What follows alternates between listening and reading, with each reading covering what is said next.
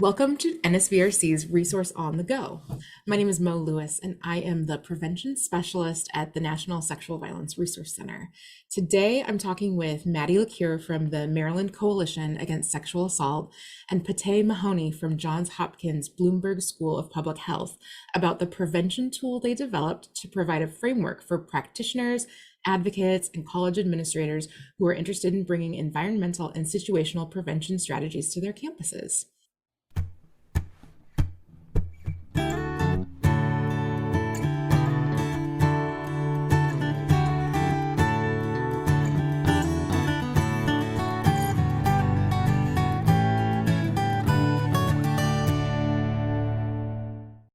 Thanks so much for joining me today.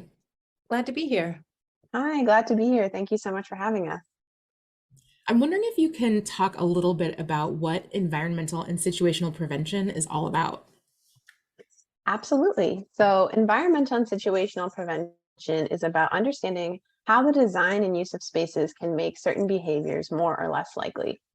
In our work, we're referring to three concepts related to space: the physical environment, the social environment, and the situational context. And we'll be using ESP for short throughout as our shorthand.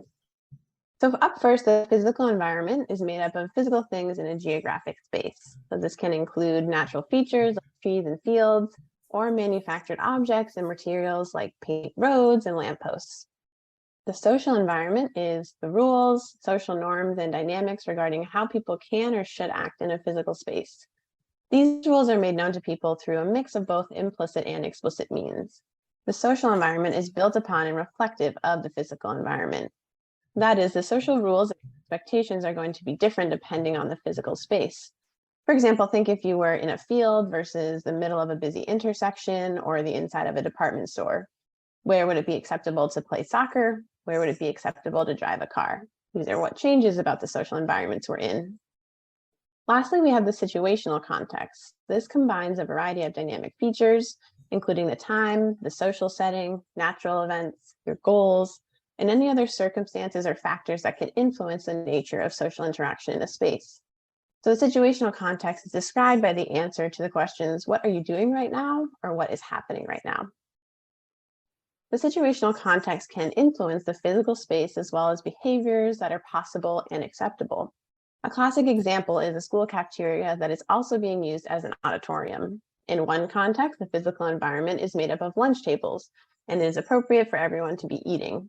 But in another context, the physical environment has rows of chairs and eating is not typically allowed. When we use environmental and situational prevention to address a public health concern like sexual violence, we are using an approach in which we think about factors in the physical or social environment that can be changed in order to reduce the likelihood that someone will commit sexual violence.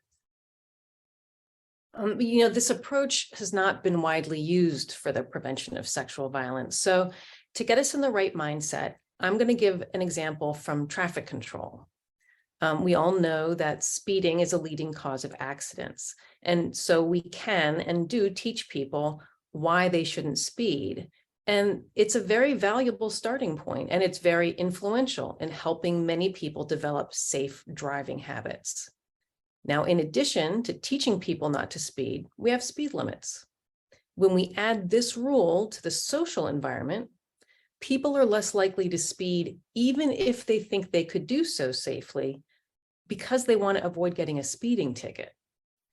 There are also changes that are made to physical environments in order to reduce speeding, speed bumps, road narrowing, traffic circles. And now when you change the physical environment in this way, whether or not someone believes that they personally need to reduce their speed and whether or not they care about getting a speeding ticket, they're forced to slow down by the features of the road. But of course, sexual violence prevention is very different from traffic control in many, many ways.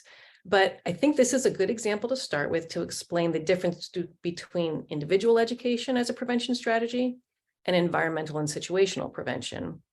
And to address a complex social problem like sexual violence, using multiple prevention approaches is needed to really make an impact. Thanks for that explanation and the examples. It really is so helpful to understand what you're talking about with environmental and situational prevention. I'd love to hear more about what brought you two together to create this resource and a little bit about your process in creating it. Sure, I'll start out. I think that most of our listeners know that historically, the sexual violence prevention space has started as one that was almost entirely individually oriented. Then it expanded out with the bystander approach for that broader social environment. And now, as of around 2016, we're seeing a new focus on protective environments. And this focus was due in part to the Centers for Disease Control and Prevention's guidance provided in the Stop SV technical package. That document summarized prevention strategies with research evidence of impact in reducing sexual violence or sexual violence risk factors. They highlighted 5 promising strategies, and one of which it was creating protective environments. So in that section, they reviewed a sexual violence prevention program called Shifting Boundaries.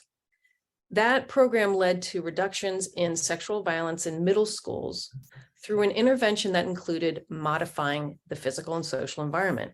So while there's been a growing interest in this approach, there actually are few examples available for practitioners to draw upon in developing approaches for different settings, including the setting of college campuses. So through a grant from the CDC, we were tasked with doing formative work with college campus partners so we could better understand what constitutes an environmental and situational approach to sexual violence prevention. And what we mean by that is, in terms of how we gather and analyze data to inform an intervention, how do we identify environmental and situational interventions appropriate to sexual violence prevention on a college campus and beyond? How do we measure program impact? So I have to say we've been thrilled to undertake this work in close partnership with MCASA, the Maryland Department of Health, and a host of college practitioners. Yeah, and I will just add that the Maryland Coalition Against Sexual Assault has a long history of doing prevention work in Maryland. And over the past 3 years, we've been working on this project that focuses on this environmental approach. We started our work in March 2020 as one of our RPE funded prevention strategies. And we were thrilled to be able to collaborate with Johns Hopkins and the Maryland Department of Health, along with our campus partners through their cooperative grants. And our goals were to create a comprehensive toolkit for practitioners to implement ESP strategies on their campus. And we're also available to provide ongoing training and technical assistance to Maryland schools. So we'll talk about that a bit more later. Since this area of sexual assault prevention is, relatively new, as Pate mentioned, we're also really building and learning as we go. I love hearing about the partnerships and how you've been able to do this work together. You describe this guide as a living document, and there's so much that's in it. It's so great. Tell us about what people can expect to find when they go to the website and download the guide. Yeah, absolutely. So the framework described in the guide is designed to take preventionists from the early stages of considering whether or not environmental and situational approaches are a useful addition to your prevention portfolio. And we do this by taking folks through an evidence review to examine and summarize your relevant data and develop an environmental or situational intervention that's really tailored specifically to your campus.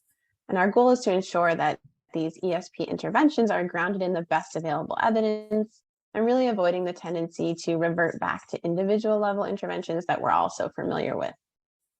So there are 5 steps in our framework. For each step, we provide key questions and tools to support the work. The first step is to identify stakeholders and core team members. We provide ideas for relevant partners and skills you may need on your team and encourage you to consider partners both on and off campus. On campus, this will likely include folks from student affairs, administration, Title IX, diversity, equity, inclusion, facilities, and various student groups and organizations, and many, many more. Off campus, we hope schools will engage with their local rape crisis center and other community providers to get their valuable input on the work as well. Step 2 is called gap analysis, where we are encouraging campuses to do a deep dive into their existing data on sexual violence incidents. The 3 main data sources we discussed that most campuses will have access to are campus climate surveys, Title IX reports, and Clery or other annual security reports. What surprises a lot of people is that we actually now have a fairly robust evidence base on college campuses, thanks to the climate surveys that track prevalence. In the past, schools only had the crime reports to go on, and we all know this is a severe underestimate, given that sexual violence is one of the most underreported crimes. So, moving through the evidence, we explain how to give the data a critical look and identify what it can tell us about the environmental and situational factors. Perhaps you will find that you don't have as much relevant data as you feel you need. Could you reach out to other departments or data holders to ask for additional data? Could you partner with them to collect additional data moving forward? The tool we have provided for this step is called the data triangulation table, because the process of comparing data across various sources is called data triangulation. We hope our tools will be helpful for folks doing this type of work for the first time. And this table is designed to simplify the process while making the most out of the data college campuses have. Step 3 is gathering data if needed to fill in the gaps you've identified in step 2. We emphasize if needed because it is very possible you will find an area of focus in your current data sources for intervention. However, if you need to collect more data, we go through common methods and their strengths and weaknesses. Step 4 is determine priorities, where we encourage campuses to take a step back and revisit their programmatic goals. How does the data on hand mesh with your overarching goals? We encourage campuses to get very specific about what type of sexual violence you hope to reduce, among which particular populations of students, and in which particular situation. It is through this specificity that your intervention will be tailored to a specific problem that you've identified in your data. Finally, step 5 is generating solutions, where campuses will brainstorm potential solutions, evaluate their strengths and limitations, and ultimately identify an intervention that they will implement on their campus.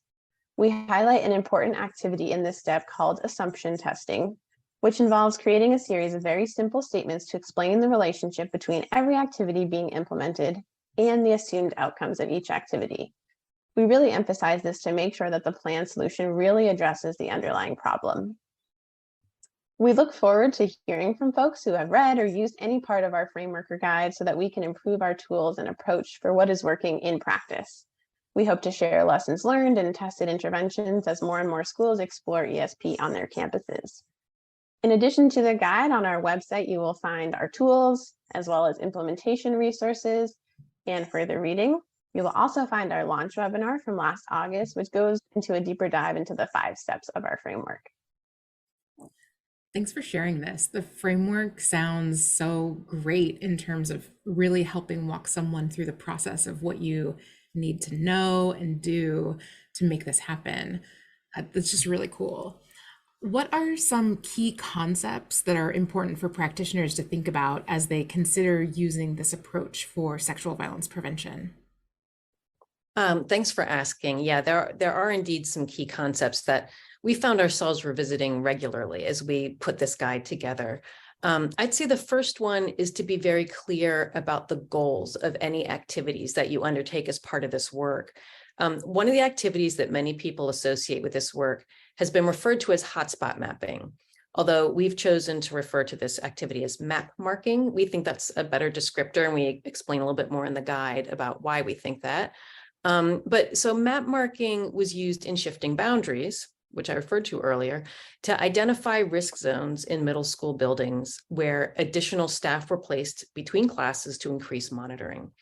Now, that strategy of map marking grew out of safety audits. That's another strategy that we review and describe in the guide. And safety audits have been used internationally to address issues of safety with an environmental lens. And it is a very promising idea that you could identify areas of high risk by gathering data directly from community members. However, a lot of thought has to go into how and why you might do that activity. If you jump ahead and you say like, okay, let's hand out maps and we're just have people fill them in and they'll tell us where they feel at risk. You need to step back and ask, how is that going to be part of this process in which reducing sexual violence is the outcome? We've found that a lot of people aren't necessarily thinking about what comes after they get all those maps back. Implementing the activity alone is not going to cause a reduction in sexual violence. What are you going to do with the maps? How do you interpret what's on all those pieces of paper? And how many people how many maps are enough maps? How many people are enough people to do this with? So there are a lot of details to iron out before jumping into an activity like this. And actually that leads me to think about another key concept that is important for map marking, but also for other forms of data collection. This is something to keep top of mind all throughout the process, is whether your data represents risk perception or actual risk. So most map marking activities that we've seen so far measure risk perception. Same thing with safety audit questions. It's like, where do people feel like there is risk? We don't tend to see those activities used to ask people to indicate, where have you actually experienced sexual violence on this map? And there could be very good reasons for that. However, we need to keep in mind, research comparing sexual violence risk perception with actual incidents have actually found little overlap between the two, because risk perception is highly influenced by dominant cultural narratives. I mean, we still will have a greater fear that this about like a stranger who we pass on maybe a dark pathway, more than we fear maybe a classmate who invited us out to a bar to hang out. But, we all know that known perpetrators are more common than strangers, right? So because risk perception may not accurately reflect the environments in which sexual violence is occurring, interventions that are based solely on risk perception may not effectively reduce sexual violence, and may instead just serve to perpetuate harmful biases and stereotypes that don't map well onto actual experiences of sexual violence. To talk a little bit more about this type of example, many people think, when they think about, well, what would environmental intervention look like on a college campus, you might think about adding call boxes or making sure we had really good lighting. But those approaches are actually not going to address the majority of sexual assault incidents that happen on a college campus. Now, this is not to say that there are not dark spots on campus that could use some lighting, but is providing lighting your program goal? Let's say that you reach out to students with a focus group and they identify a dark, creepy corner of campus, and everybody is just creeped out by that area, and everyone thinks like that feels risky for sexual assault. But you haven't heard of any sexual assault actually happening there, right? So you could go and add lighting or security personnel to that corner of campus, and it may make people feel better, but it's not going to reduce actual sexual assault. So again, you could argue, well, it could hypothetically prevent future assaults, but why would you spend your time and your resources preventing hypothetical assaults that we don't even know if they're ever going to happen? We all have limited resources, and we all want our limited resources to actually reduce sexual assault. So our interventions should be based on what we know is driving actual sexual assaults on campuses. Another thing we'd like people to keep in mind is to really be aware of sexual violence subtypes, whether it's a subtype by behavior, that it's unwanted touching that happens, it's digital harassment that happens, it's forced penetration that happens, maybe subtype by tactic. It happens through emotional pressure, or it happens through a person being intoxicated, or through someone applying physical force. Other way to look at subtypes is by perpetrator type, stranger, acquaintance, partner, or by context. I'm at an after party at the drama club, I'm walking home from a nightclub, I'm on a date. Like these different types, these subtypes of sexual violence, they would all require different solutions for reduction. So keep in mind, one solution is not going to address them all equally. And so keep top of mind, well, which one am I going for at the moment? That's going to be helpful in creating an effective intervention. And that brings me to another point, which is that to also keep in mind that environmental solutions are not going to be equally appropriate for all types of sexual violence that could happen on a college campus. There might be some types that are responsive to changes in the physical layout of spaces, or responsive to policy changes or social norms interventions, and some that may not be responsive to either of those approaches. And finally, we'd like people to be aware of whose experience they're addressing, whose experience they're not addressing. So if the data that you're using comes in from a climate survey, get familiar with who participates in the climate survey. Are there subgroups of students on campus whose experiences may not be captured, whose needs might not be being met? For example, students of color on a predominantly white campus, or LGBTQ students, students with disabilities, or student veterans. Because it's possible that the interventions that are designed without specific attention to the experience of those subgroups would actually not reduce sexual violence within those subgroups. Do you have any stories about how people are using this guide to change or expand their prevention efforts? Well, not yet. Not how they use the guide, because the guide is very new. We're actually excited. We're on our way to working with 2 of our campus partners this summer to do a walkthrough of the guide and learn from them about their experiences of doing it. And, we may update our website based on those experiences. But I would like to give a couple of examples of environmental and situational prevention approaches that we have heard about while doing this work.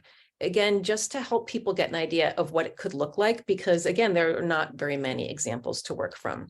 So I'm just going to briefly describe a couple of examples. One was from a school where they became aware of female students saying that they were not comfortable going to the gym. And the reason that they weren't comfortable going to the gym is that they had heard through the grapevine that while they were on the exercise machines, there were certain places that people could stand where it wouldn't be obvious to the person using the machine, but that someone could be standing and just kind of watching their bodies use the machine, or even photographing their bodies. And so, that did not make people feel safe about their bodies. That ended up being a clear opportunity for environmental intervention. They redesigned the layout of the gym with that specific focus in mind. So they eliminated that possibility. Another that I'll mention is a suggestion that came from the book Sexual Citizens. We highly recommend that everyone read that book. And one of the themes that came up, this was a book that was based on interviews with over 150 students about sexual violence. And one of the things that came up repeatedly was a lack of spaces on campus for students to socialize late into the evening, meaning that if someone wanted to be social at that time, and social might mean like I'm studying with that person, or, we just want to hang out and talk. One of the few places that they could do that was just in their private dorm room. Even if that wasn't really a place where a student would have preferred to go, like they weren't really intending to be like, oh, I want to be in my bedroom with that person. They just wanted a place to hang out. So it's possible that the lack of social spaces to hang out could be a contributor to sexual violence in dorm rooms by acquaintances. So, there's a question there. What could we do to disrupt the pathway to a private bedroom for a person who doesn't really want to be in a private bedroom with someone else, but just wants to hang out? So a potential environmental solution in that case would be to provide spaces for students to socialize outside of dorm rooms and keep them open late. And that kind of solution would not require building a new space. It might just require keeping an existing space open later. So there's just a couple of different ways that people have approached using environmental and situational approaches to sexual violence reduction. Those are great examples and really, they're making me think a lot about the possibilities, it's just so exciting. I'm wondering, who are you really hoping will use this guide, and what kind of assistance are you offering to help people? Yeah, absolutely. So we designed the guide for colleges and universities. Although it's designed for college practitioners, we expect, the steps and the tools will still be useful for non-college communities as well. And we totally welcome outreach to us from non-college preventionists and other folks in the community that are just interested in learning more about this. And we would love to hear about their experiences and their questions. Our team at MCASA and Johns Hopkins are also happy to meet with folks who are interested in this approach and want to learn more about the guide and our process. MCASA is also available to provide ongoing technical assistance and training as folks are kind of working through the guide. And this can include responding to individualized questions about how to reach your community at any step in the framework. We can provide content expertise during data collection tool development, which could include language selection for survey questions, support in reaching students and community members on your campus, and more. We can also support the development of culturally specific engagement tools and outreach methods to reach underserved populations on your campus. And that can include connecting folks with other community organizations that work with and for these populations to make sure we're really meeting the needs of a diverse group of students and folks on campus. We can also support data interpretation to select ESP interventions for your campus. So once you walk through these steps and have all this data, we can help you kind of analyze that data and figure out what might be the most effective intervention to select moving forward. Thank you so much. This just sounds like such an amazing resource. The framework that you offer, the examples, the technical assistance and training that you're providing and support, it just is really exciting. I'm wondering if you could let us know where people can go to get more information about this. Absolutely. So our website is housed on the MCASA page. So we'll make sure everyone has the link who's listening to the recording. And again, just want to highlight on there, we have a launch webinar posted on YouTube where you can check that out and also hear some more about each of the 5 steps of the framework. We also have an interest form located on our webpage where you can fill that out and connect with us, and we'll schedule an introductory meeting to learn more about your campus or community and share more about our work on the project and how we can support you. Thank you so much, Maddie and Pate. I'm going to make sure we have all of this information in the show notes because I know people are going to be really interested in diving deeper into this. Thanks for being here and talking with me today. Thanks so much, Mo, for your interest. Yes, thank you, Mo, for having us, and thank you everyone for listening. Thank you for listening to this episode of Resource on the Go. For more resources and information about preventing sexual assault, visit our website at nsvrc.org. To learn more about our evaluation work, including NSVRC's evaluation toolkit, visit the episode resources at nsvrc.org/podcasts. You can also get in touch with us by emailing resources@nsvrc.org.